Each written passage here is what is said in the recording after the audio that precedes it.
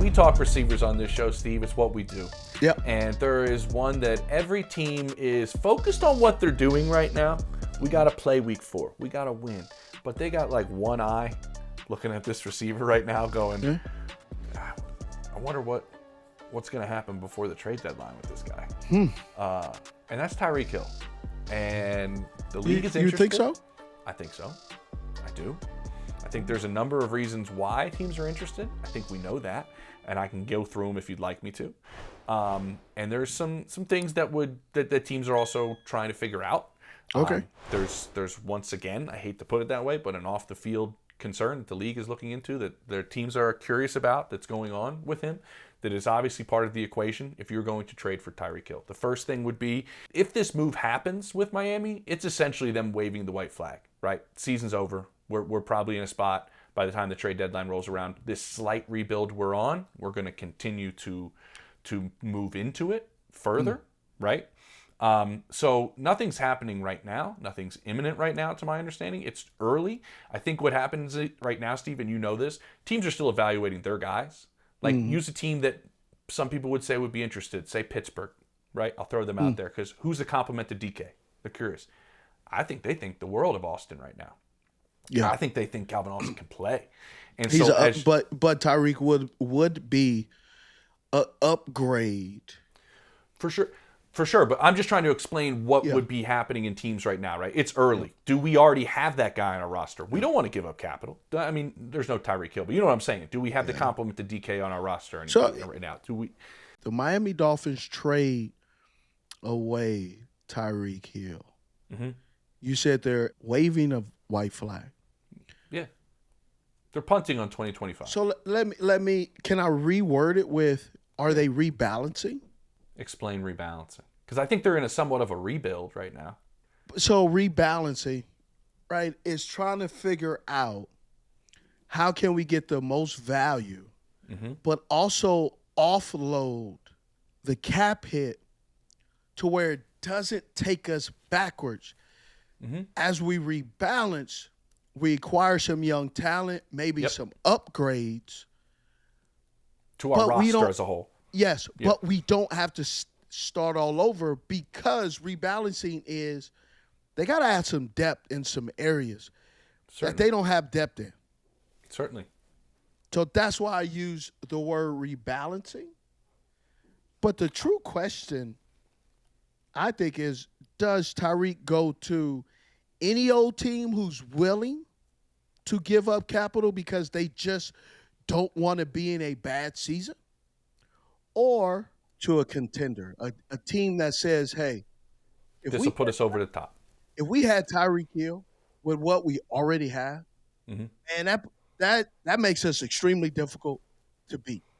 He adds the firepower. We already got the defense. Just adding him takes us over the top to where we really feel comfortable and a little bit confident that we have enough thoroughbreds in the barn to where we can go, we can run the ball or get into a shootout with anyone.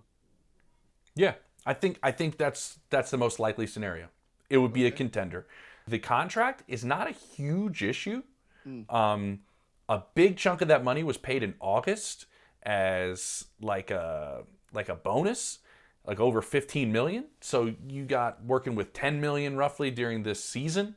And I think there's like some maybe $1 million per game or something like that in there. And then 2026 is the last year of the contract. So Miami already paid a ton of it for 2025. I think teams look at that. Teams are interested this offseason. Miami was not interested in dealing him at all, Steve. I think that's part of this. But does that perception change, right? I think it's where teams are at the trade deadline. Where's Miami? And then where is the potential contenders? And where do they see Tyreek Hill being somebody that can put them over the top? Again, it's way too early. These type of trades don't happen this early in the season, right, with players of this caliber. But we're doing this because we're monitoring this potential situation between Tyreek Hill and potentially going somewhere. So what we want to find out, Steve, and you watch the film, is can he still play the way we've seen him play? Absolutely. He can play. I think what has really hurt things all these questions on can he play? I think that's a terrible question. He definitely can play. I didn't say can he play or can he not I play. know, but he can play. Mm-hmm. His numbers are down. People have now gotten a beat on how the Miami Dolphins run their offense.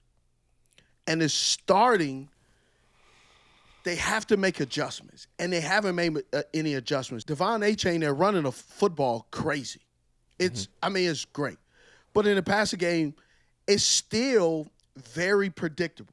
And I got some plays to show you. Okay. That shows you exactly what I'm talking about. Last year, this was a catch and run with Tyreek foot race. Okay. Now, they're still running the plays. So you got them there in the slot. Yep. Right? Motion outside, so they're showing. They got guy going underneath. Bang. In route. Get them in space. Boom. Just undercuts it. Because those defenders are now anticipating that type of throw. Steve, they're sitting. Yes. They were sitting across the board there. Sitting underneath. Just watch it again. Boom. Inside release. So now, all right, let's run the next play. Okay. This play right here is showing you they're trying to use so much speed that teams are saying, Waddle's faster than us. Cheetah is. So let's go ahead and just play it safe. Now we're going to go ahead and keep everything in front of us. Look at this route. They're running corners, quick outs, and one guy in the middle of the field. Mm-hmm. And now trying to make a decision.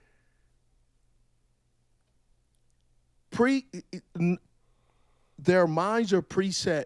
This is the only guy who's going to be open. Tyreek can still play, but this offense needs a retool. This offense needs an upgrade because if you don't, you're going to still keep having these pedestrian-like plays from an offense that Tyreek was on pace a couple of years ago for 2,500 yards. Yeah, everybody thought he was breaking 2,000. Yeah. I mean, he finished with almost 1,800, I think 1,799. They had him on pace for 2,500 yards. He was moving. But it's so when I'm watching, Tyreek numbers aren't low because Tua can't play. Tyreek numbers aren't because of the off field. Tyreek's numbers are low not because they've lost faith in him. His numbers are low because defenses have a beat on this offense. And a change of scenery would be great. But Tua also relies so much on Tyreek Hill. I think you actually become worse because now you remove it. Now Malik Washington is balling. But he's balling because of the position he's put in Tyreek, Waddle, then him. You remove Tyreek, and now it's just him, Malik Washington, and Waddle. I'm not sure that Malik Washington is ready to take on that big of a role just in the second year. Steve, I love that you went here. We don't do a whole lot of prep on this show. No, we don't. You do your side, I do my side. We come together and we bring it to the people. So when I ask around, it's not Tyreek can't play. Tyreek's lost a step. The BS of, last year was his lowest miles per hour he's reached in his career. Like, dude, still, in terms of quickness and speed combination, still unlike any other player on the field. Facts. That hasn't changed, even though he's 31. That still hasn't changed, which has been something that the Chiefs, to my understanding, were kind of banking on. Like, we didn't want to pay you this much. This was a money thing. They didn't dislike Tyreek. It was, we need to allocate money other places, like protecting Patrick Mahomes. We can't pay you. Maybe you'll start to decline. Let's make the trade. Well, he didn't decline. He started taking off in Miami. But the thing that I was told, the thing that's holding Tyreek back is Tua. And it's not that Tua can't play. He can. That Mike McDaniel has to run an offense to protect Tua. Think about it, Steve. You're running an offense with a quarterback that you cannot allow to get hit. That's true. It's a timing offense, I'm told. Yeah, right? it always has been. It always has been, offense. right? Yeah. Always has been a timing offense.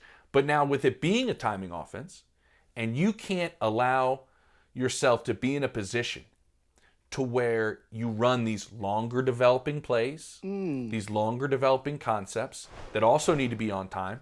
Can you allow Tua to sit back there that long with the injury concerns that the Dolphins have for Tua? You can't. And because of the way the offense has to be now, which still, like you said, is a timing offense, has to be played quick, has to be played maybe in a little bit of the shorter, quicker concepts, like you just showed in a couple of those plays. If I know this, and the people I talk to around the league know this, every defensive coordinator in football knows it. And you saw in some of the film you showed, like, guys are just sitting. Like, he's not going to run by me. There's not going to be a long developing play concept. They want to protect their quarterback. A, because obviously these concussions have been extremely dangerous and scary for Tua. And B, they need Tua on the field for this offense to function. You and I have talked about this on these shows, that it's designed specifically for his strengths. So I found that be really interesting, to where in Kansas City and in the early part of Miami, some of these bootlegs, some of these things that you could run with the quarterback, that Tyreek could find his way and utilize his rare traits, it's hard for them to be utilized now. So I found that part pretty fascinating. I'm curious what your opinion on it is. It's the design of the offense that needs to be run now because of the quarterback that could be limiting some of Tyreek. Well, I didn't have that intel, but your film kind of showed it, I think. When you hear protection, you normally go to play calling, because a guy can't throw a quick out. So you're not going to run a quick out or deep out from the further hash, the furthest hash. But to basically say you have to protect the guy from not getting hit, and hitting is part of the game, that's a tough balance. Very tough. And I never factored that in. I factored in maybe left-hand quarterback, trying to get the guys in the football in their hands and space, and teams are just not allowing that. But to hear what you said, that's tough, man. That's really tough. And you don't really blame Mike for calling it this way. At all. It shows that he has a heart, and he shows that he's looking at his quarterback, and he's not just saying we all miss Tua, we all care about Tua. He is backing it up with his word and his actions. That's what you want from your coach, because there are many coaches who just say, hey, this is a product, and he's going to be here until he no longer is viable for us, and then we'll move on. Yeah, that's a good point. Man, I have not been in a situation like this, but I have talked to guys who are in situations where the quarterback, the offensive problems are maybe structure or the type of offense, and it doesn't fit us or it's not working, and the inability to make any adjustments. Yeah. So they're going to have to make some adjustments. Yeah, they're going to have to figure it out. Here's the thing I want to ask you. Like, you mentioned, like, and I when you were saying it made a lot of sense to me. We were like, you want to protect a quarterback. He can't make this throw, so that's not really what we're into. Tua can make a lot of throws. Yeah. Tua can do a lot of things with the ball. It's just, all right, how do we get the ball to this spot on the field the quickest way possible? Yeah. Really, that seems like that has to be the thinking, or my understanding is that is the thinking. And I'm curious how much that is limiting Tyreek in what he can do within an offense. I think I find it surprising, because when I close my eyes and I look at this defense, a lot of the catch and goes are in the middle of the field, in between the hashes. Or in between the hashes with that anticipation, and also in between the hashes with the timing. And he's accurate. But in between the hashes, you don't have to stay in the pocket too long. Exactly. You have to stay in the pocket long when the ball's going out deep, and they haven't had that opportunity or even given themselves that chance. And they've gotten away with it at times, but it's starting to become problematic when they have better, well-coached defensive teams where all of a sudden it's stalemate, maybe a play or two, and then all of a sudden, in regards of last couple of years, when you compare what the Miami Dolphins have done over the last couple of years with explosive plays, 30-yard plus receptions by Tyreek, explosive plays by Waddle, you look at it today and it's almost saying the sky is falling and this offense has fallen off a cliff. It sounds dramatic, but aren't fans dramatic anyway? Don't fans overreact? Yeah. Well, I mean, it was until what? Like Tyreek went almost an entire season, was it?